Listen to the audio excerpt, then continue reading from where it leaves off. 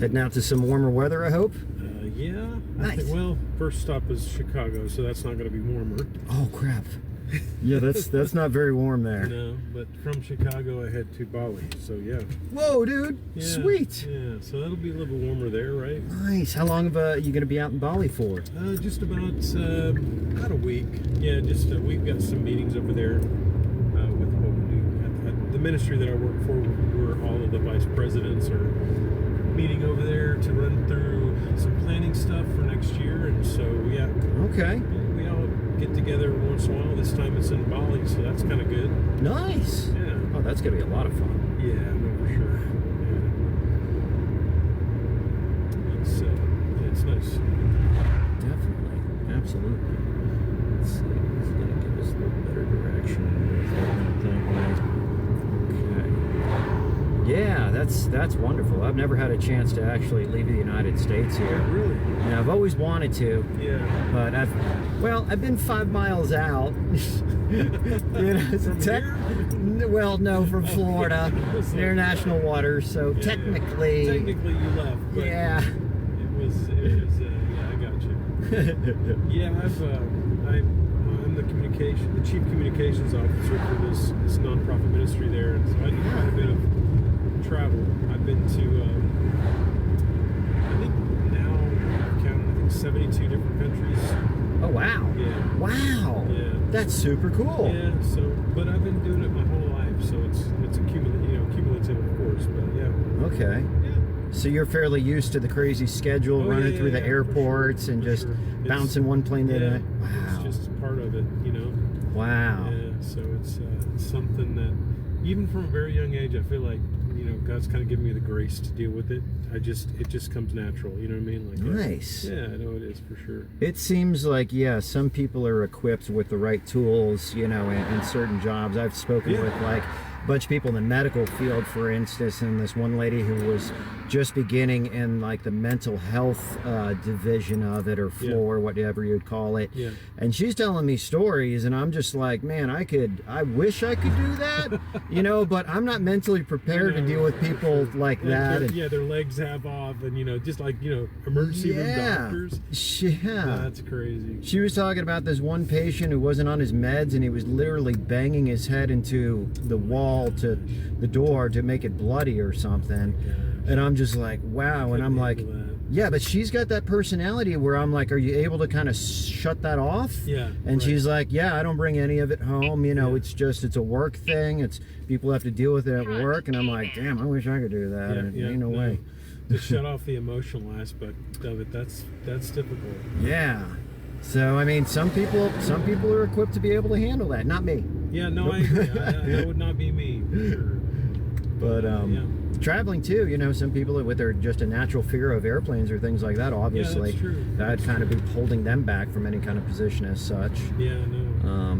Yeah, I mean, it could really go in any direction. I'm very grateful for people kind of where they are most happiest in life. And, I even been saying for years, God bless those individuals who love to work at, what I would call kind of the lower jobs, McDonald's, Burger King. Absolutely, for sure. And they enjoy it. They actually enjoy that, and I'm happy because that's not a job I could really work. Well, and also some of them, they're usually it's students that, they've got to have a flexible schedule. My daughter works at Cracker Barrel, so she's doing soccer. When she doesn't play soccer, she tries to wait tables to get some money, so it's... Perfect. But of course, when we're in those positions, we do try to, help them. Yeah. Just to do what we can. Yeah, and it's great experience too. It really is. Some people stay there their whole life. My dad had a friend who was with McDonald's for I think like 45 years. Wow, 45 years. Yeah, right when he was 18 years old until he had passed away from some heart issues. That's but amazing. Cheeseburgers were 49 cents. Yeah. Oh yeah. Yeah, right. Super crazy. Yeah, that's crazy, man. That is crazy. It was 39-cent hamburgers, 49-cent cheeseburgers. Right. Yeah, I think 39. Yeah, I think you're right. Yeah. My brain's starting. Story too with the guys in California, and McDonald's and all that. Yeah, they were just milkshake guys to begin with. Yeah. And he was buying real estate is what he was doing. Yep. Yeah. Quite smart. It's very smart. Very smart. But Yeah, you know, that's Yeah. I've done a few different things. I've done, you know, I started in communications, then I kind of went into security, and then also I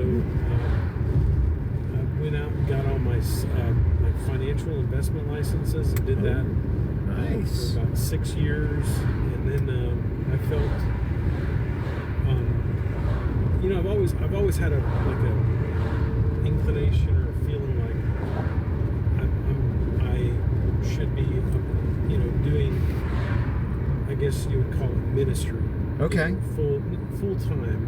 Interesting. And so I've even from as a young child, you know, just feeling like I was supposed to be involved in other countries and just feeling very natural in other cultures. I mean, like, it just came natural for me. And so then God just kind of placed me in this position I'm at, and now I get to do that all the time. It just comes very, very natural. It's pretty cool. That is awesome. I kind of feel similarly. Out of high school, I entered the seminary. I thought I was going to studying towards becoming a Catholic priest. Oh, wow. And that turned out not to be my thing. Oh, yeah? But now I feel like I kind of have seemingly like a slightly, I would say, a better understanding, I think, of God. Sure. And in a more diverse way. Yeah. And I always say, in the words of Kurt Cobain, I feel that God calls us to come to Him as we are, as we were, as He wants us to be. Yeah. And I'm figuring, you know, that uniqueness about each individual and the special gifts and talents that they bring. Sure. You know, it's not for everybody, and we're supposed to be unique and different that way. Yeah. You know, and God loves that. You know, as long as we do no harm and you know, don't be an asshole. You know, no, I agree. It's kind of the simple it's stuff. It's important that we're not assholes. I mean, that's a big deal, right? Yeah. But, so, well, then, you know, talking about God and your view, and you you didn't decide obviously to be a priest, right? Did you leave the church, or did you? Yeah, I guess so. I stopped attending mass. You know, I was 2 years in the seminary and went back home just to kind of sort things out and see if I wanted to go back there or not. And I ended up just going back into a regular secular world, you know, and starting work. And I became a dad, and, you know, two kids. My daughter's 25, my son's 23, and I have a 5-year-old granddaughter. And I was a single dad, actually. I had sole custody of my kids for like 12, 15 years. Sure. So the ex had kind of dropped off the face of the earth. And, you know, it sounded like it was kind of a rough thing at first, but honestly, without when you're parenting and you're always having to bounce things off of another parent, and schedule things and stuff like that, it's a little more organization, a little more headache to have to kind of balance things out. So I see so many other single parents who are just like, oh, my ex is such an asshole, and I can do this, I can do. I didn't have to worry about that, you know. Absolutely right.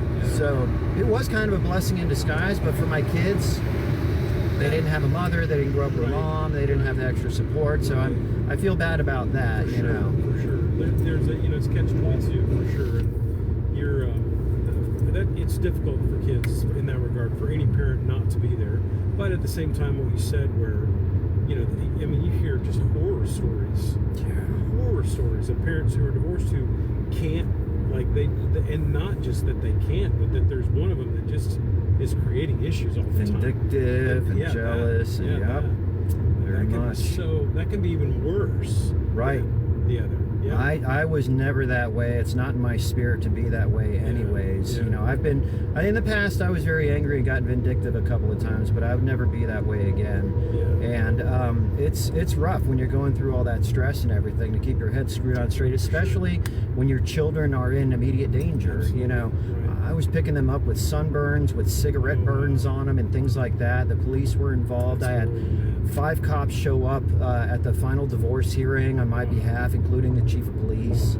You know, it was not a good situation. She was an addict and a narcissist, and so it was a rough one. But in the end, you know, the kids won.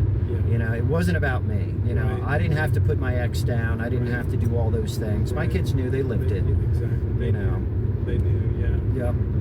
And so, you know, it's a tough thing, but you know, through all that, it's what you do with that experience, you know, and things you go through in life, you know. And I've met so many parents and people who just need to find somebody who can understand a little bit of what they're going through, Right. just to talk to and get it off of their chest and all. Yeah. You know, so I get it, man. I try to be there for others in my That's own good. experiences. That's really good. That's awesome, man. Yeah. That's great. That's you know, it's what God calls us to do, is to love other people, and that's how we do it, for sure. You know, I'm going to give you one of these. It's something I selectively give out to adults, but I definitely give out to children everywhere. It's a black light flashlight with a glow-in-the-dark bracelet.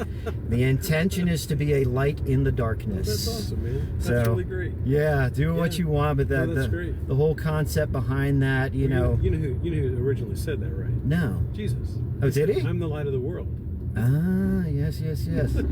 Well, this isn't a bright enough light to be a daylight, but you can see it at night. That's true. That is true. It's got the idea. Yeah, for me it represents, you know, when you're a dark point, you know, in a dark period in your life and there's no other hope and everything. Yeah. It's a reminder that somebody, something, whatever you subscribe to in your heart, family, friends, God, Jesus, is there for you. And don't forget, you know, there's always a light in the darkness. That's good. You know? That's great. Yeah, People need hope. People need hope. Definitely. More now than ever. Oh, absolutely. Absolutely. Everybody seems like they're living in fight or flight mode. It's true. It's a tough one, man. It is. It's creating a lot of trauma, a lot of issues, and eventually, hopefully, we'll break free of that one day. Yeah, no, I agree. Just in general, I think there's just so much tension, you know. Yep.